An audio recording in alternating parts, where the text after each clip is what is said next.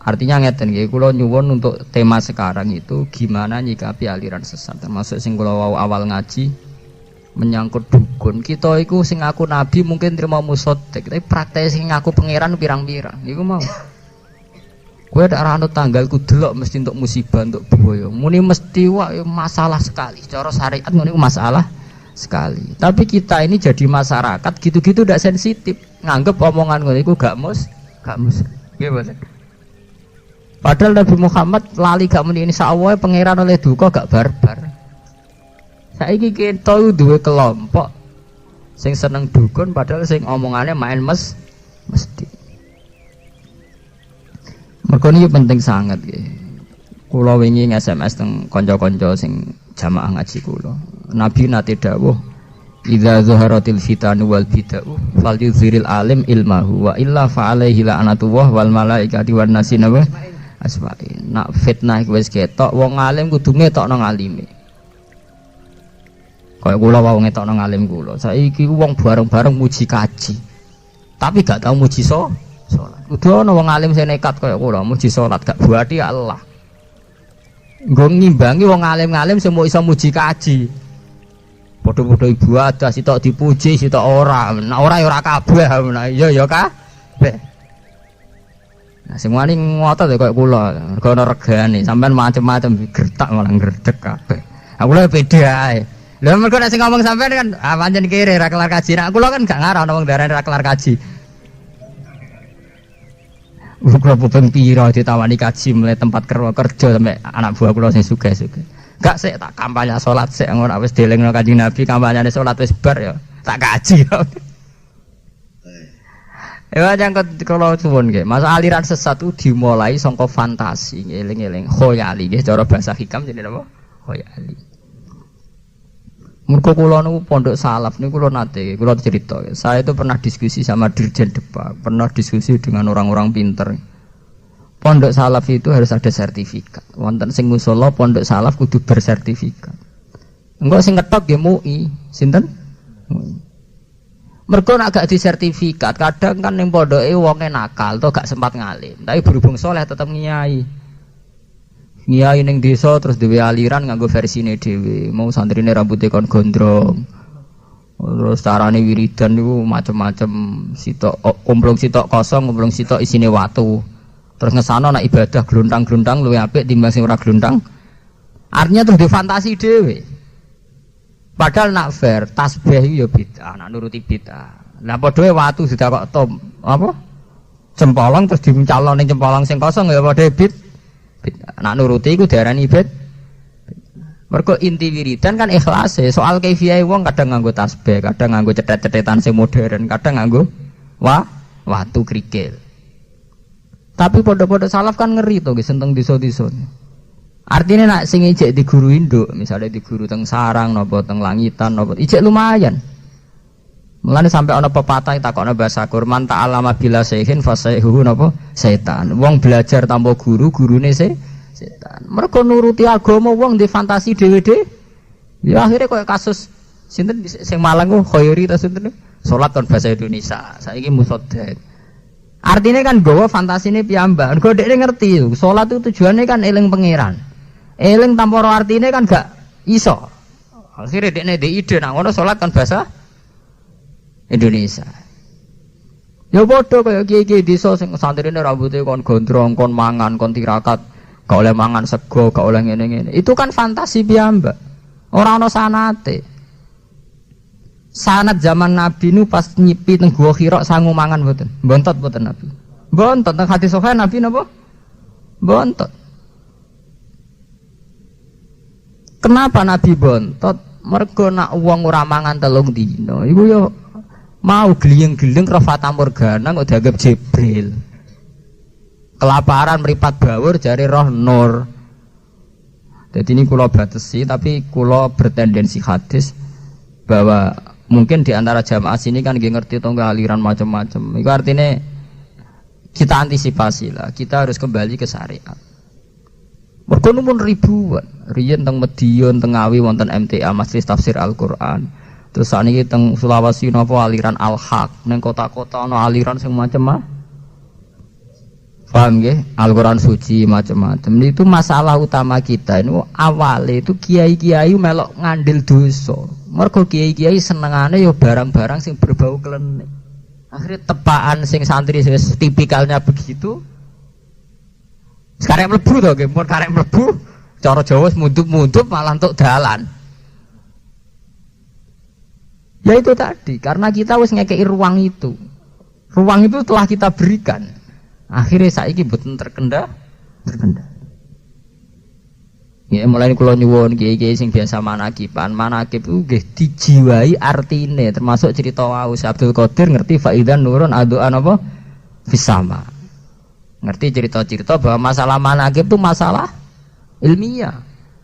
Memang dalam prosesi mungkin nyebelah pitik nggih monggo, tapi teng manakib banyak masalah ilmiah. Teng manakib wonten cerita ngeten. Niki eling-eling kok goleki meneh. Wong kula nu manakib yo apal, tapi apal kula ora kaya sampean nggo manakiban apal ilmiah kula. Wonten wali anyaran ngaku ketemu pangeran.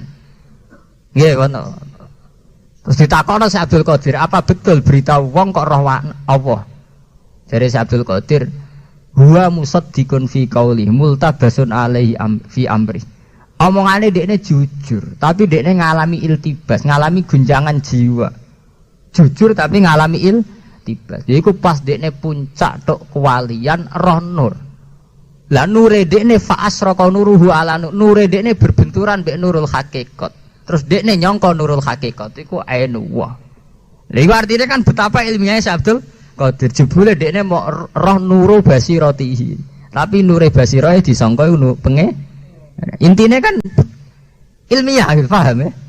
Tapi nasibnya mana ke pelek nih zaman akhir. Jadi wak pitik, repot. Jadi ya nakib ya nasibnya sial juga. Akhirnya terus urusan wak pitik, ya wak kaji. Nasibnya terus urusan biaya, be ongkos oendan. Ibadah tenan nasibnya geledek urusan pakan. Ini kan repot. Ya memang tidak salah, ini tidak salah. Orang nyanyi, orang dangdutan, tapi nak iso wis kadung manakipan sing bener. Lho kula sering diulang manakipan teng tangga to. Nggih kula dugi. Tapi dari tiang-tiang nak sing maca Mas Bai iku hawane ape njaluk donga sungkan jan. Mergo kiyaine ketok anti. Dadi wong sugih nak ngaturi kula kaya ora ngaturi kula ra enak. Kula dianggap wong alim. Ngaturi ku ngerti nak aturane ketat. Nggih kula tak omongi sing donga. Manakipan, iki kok sono donga, ora sono donga kabul kajate, ora usah ngono-ngono nak. Anggepe sedekahane fakir miskin iki wae. Ngoten Gus iya, nak gak ngono gak teko. Nggih mun terserah jenengan. Gak usah donga-donga. Nah donga ora sama manakipan wong rak donga. Wong ya ayyuhannas antumul fuqara'u ilau. Setiap saat kita donga mbek pangeran. Setiap saat kita fakir ilau. Donga ngenteni ana manakipan, ngenteni kaji, ngenteni wali songo. Setiap saat kita antumul fuqara'u napa? Ilallah. Kita setiap saat fakirun ilallah, fakirun ila rahmati. Takwa yang ngenteni engko-engko, at-taqwa hahuna, haitsu makunta. Makom setingkat kula lam ini melem pangeran setiap saat ngenteni manakipan, ngenteni kaji, ngenteni ini pangeran ilmu pangeran terus. Donga ya donga terus setiap saat kita antumul fuqara napa? Ilallah. Ngomong sing ngundang manakib tak omongi. Ya aku teko. Le maksud piye niku Gus kula gadah hajat kene. Urusan nemu ndek hajat. Menungso hajate bek. Nah, nuruti manusia hajatnya gak bar. Mulane kepingine minjamil hajat tuh. Wa takdilana minjamil. Ora sadar sebagian hajat itu kriminal. Kula bolak-balik didik kangkang kula santri kula. Kowe nak ndonga ojo ngel-ngelo pangeran. Lah kok ngel-ngelo pangeran sebudi lah ya cah wedok sing ayu iku roh kowe muni naudzubillah min dzalik. Kowe ndonga untuk cah wedok iku ayu. Lah pangerane wong akeh. Nak pangeran nuruti kuwe ngekei bencana cawe wedok iku. Mergo cara cawe wedok iku kowe problem. Jadi cara kowe nikmat, cara cah iku musibah. Lah pangeran yo mikir nuruti kuwe nyelakakno wong li. Iya. Padha kowe donga toko mlaris dhewe, kae nyelakakno wong li. Iya. Kaya kula misale ora tau donga dadi kiai sukses. Lah apa kiai liya ora butuh sukses. Mendonga sing umum-umum sing kok didikane pangeran ya donga ya nduk sepuro. Ya sepuro kan gak sing rugi to. Nah nduk sukses sing rugi akeh. Kowe nduk donga dadi bupati, artine wong liya ora dadi to. Mulane kula nu ora iso diatur. Kula sering ditakani asisten bupati. Gus Bak itu kiai baru tapi undangannya kok susah. Sing gelem teko saking undang aku barang ki ra kagok. Ora usah teko. Kecuali misalnya bupati ngundang ini ada masalah bangsa atau masalah masyarakat yang saya anggap Pak Kiai termasuk yang bisa bikin solusi, kula teko. Karena ciri utama nabi, ciri utama ulama mikir masalah ora kok teko terus pesta ulang tahun. Anak resepsi buyute nang teko, wis ra teko. Gedingnya Allah. Maksudnya ora urusan iku tuh ana yen ulama sing kacau sithik-sithik niku dono, tapi luwih waras. Di bangsane khusyuk ra jelas. Mangsa ada agama ada kedolanan. Agama ya agama, inti agama itu wa ma umiru illa liya'budu wa mukhlisina napa? Laudin titik. Monggo dadi niki kula nyuwun untuk konteks ini, masalah aliran sesat itu ngeri. Dan ironisnya itu hampir semuanya sebulan pondok. Pondok kita kan, pondok-pondok salah. Kados awal ngaji kula wau karena agama bawa fantasi, bawa khoyal. Iku nak sing syariate ra kuat kego. Ya wong santri ku mulai iman mbek Akik Sulaiman sampai Klambi Antakusuma kono kabeh bek. Wis aliran pikirane wis ora wis. Sudah di dhuwit fantasine sing ora. Karena banyak ulama di Jawa itu yang jawabnya pakai standar kultural. Hanya kultural ya gak enak, nuruti napa? Gak enak. Jadi kita sebagai kiai itu kan di satu sisi membawa misi syariat. Ya, di satu sisi bagaimanapun kan ya membawa unsur kultural. Kula balin malih ya. Jadi jamaah sini harus tahu bahwa saya jawab di sini dengan kapasitas ulama, tidak dengan kapasitas kultural. Karena ya banyak masuk kiai ngalim lah, kadang jawabnya pakai faham apa kultural. Dan itu kadang ya tidak salah. Terus sitak-sitak sing pertama apa kan? Saat yang ekstrim ya, artinya kayak ngaku nabi, ngaku wahyu itu rata-rata ulama ijma itu sampai murtad. Ya pengikutnya juga murtad. Tapi masalahnya kan untuk pengikutnya khusus saya itu kan kemarin kebetulan peneliti itu kan namanya Saifuddin, dosen Yayan Jogja. Peneliti aliran Al-Qiyadah Islamiyah. Jadi sebelum diumumkan debat itu 1 tahun itu jadi bahan disertasi skripsinya. Itu untuk level pengikutnya itu begini. Yang di kampus itu kan banyak sing aslinya anak wong abangan. Ya. Sampai jadi wong Bojonegoro rak bejo. Kadang kan dari satu daerah, yang daerah situ daerah wong mabuk, daerah wong abangan enggak kenal agama. Jadi caiki benar-benar kosong. Ya benar-benar apa? Kosong. Nah, tahu agama pertama adalah nabine Musaddaq. Lha itu banyak yang tidak tahu sama sekali tentang Muhammad, banyak enggak tahu. Lha sampean ditakdir bejo. Kenal Kiai Langgar, kenal Islam. Banyak di pedalaman kita sing jenenge Quran ora Quran digopo to. Mereka bilang Islam itu hanya karena trennya Islam gitu, tapi nggak pernah tahu Islam itu apa. Itu gale kayak wong rokan cekak. Itu ada satu daerah sing pancen biasane wonge rokan kabeh. Dia nganggo jilbab, kok sok suci. Gak umum saja, dia tidak niat ngelawan Islam, dia sadar itu tidak umum saja. Ya, bagi orang-orang kan banyak kan tidak niat melawan Islam tapi punya perilaku yang tidak Islami, tapi dia melakukan itu kultural saja karena di satu daerah atau dia dari satu keluarga yang pola hidupnya kayak itu. Berarti jawaban kula untuk musaddiqnya jelas murtad itu jelas. Tapi untuk pengikutnya rak mesti. Kalau sebelumnya sudah terisi oleh Islam berarti murtad apa? Tapi kalau yang sebelumnya belum kan berarti ya belum tahu apa-apa kan, jahil kan enggak kena hukum kan. Untuk jahilnya kan enggak kena apa?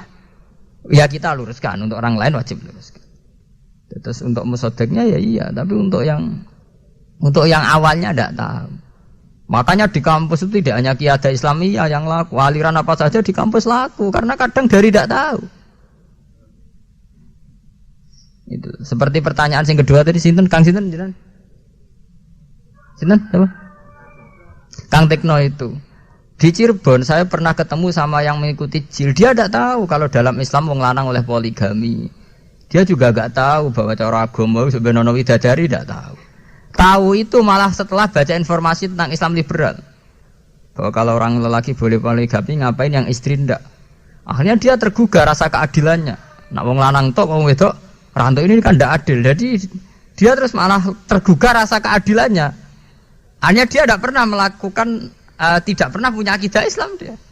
Dia pakai pemikiran yang standar-standar saja, misalnya tentang keadilan, tentang humanisme, tentang begitu-begitu. Yang kemarin yang ditobatkan di Bantul, di Cirebon, di Jakarta itu banyak yang nggak tahu Islam. Dia pede saja, la ilaha illallah. Wong sahadatin sing teng TV, teng CD kan kata. Saya bersaksi tiada Tuhan selain Allah dan Anda Rasulullah yang pas di depannya musotek. Dia tidak tahu, dia tidak pernah tahu apa-apa. Lah umpama dekne sedurunge Islame kuat wajib sopan sampai Nabi Anda kan. Sampai Nabi dhewe kok muni napa? Ya saya bersaksi tiada Tuhan selain Allah dan Anda utusan Allah oleh gegeri kabar. Jadi sangka wong kosong, sangka tiang napa? Kosong. Mas sampean ora percaya, dolan mau nonton Jogja atau teng Jakarta. Wong sing bapake melarat, bapake copet utawa bapake wong nakal, uripe guwentho ning dalan-dalan, uripe bakasane donya. Nganti tuwek terus kuliah, rata-rata kuliahe ning Fakultas Ekonomi. Ya ora redong blas. Wong kula sering ning Jogja ditakoki tiang Islam ora ora Islame itu. Emangnya Muhammad itu siapa sih? Kok populer sekali?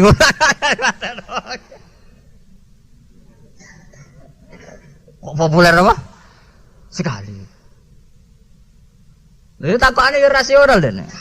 Ya dia itu nabi dari Arab. Ngapain harus dari Arab Saudi? Memangnya di sini tidak ada udah. Jadi dianggap kayak barang dagangan. Jadi dia nak ada barang kan takutnya. Masa adanya di Amerika? Di sini belum impor. Untuk takutnya. Nah dia kan logika ekonomi. Oh itu dari Arab. Ngapain dari Arab? Memangnya di sini tidak ada ya? Lu sampean kudu syukur ditakdir mulai cilik kenal Kiai Langgar penceng bapak kudu syukur. Bagi orang tertentu sing kosong jen kosong blong tenan. Ora kosong seperti ya. Misalnya bae wis ora salat. Bapake ku gento ning Jakarta uripe ning dalan-dalan. Wis ora tau bersentuhan mbek masjid. Wong masih tonggolan agak bersentuhan yo. Teng daerah Juwono namine Bakaran. Kula gak ada santri kathah teng Bakaran. Niku ana santri angkatan kula, riyen ana salat to. Takokane. Enggak ada wong Islam. Salat itu digopo to, mendino ngeleti tekel. Lah orang kaya ini itu dia mah enggak pernah tahu Islam, tapi dia terkenal, Allah itu kenal. Muhammad dia kenal, tapi ya dari mulut ke mulut saja.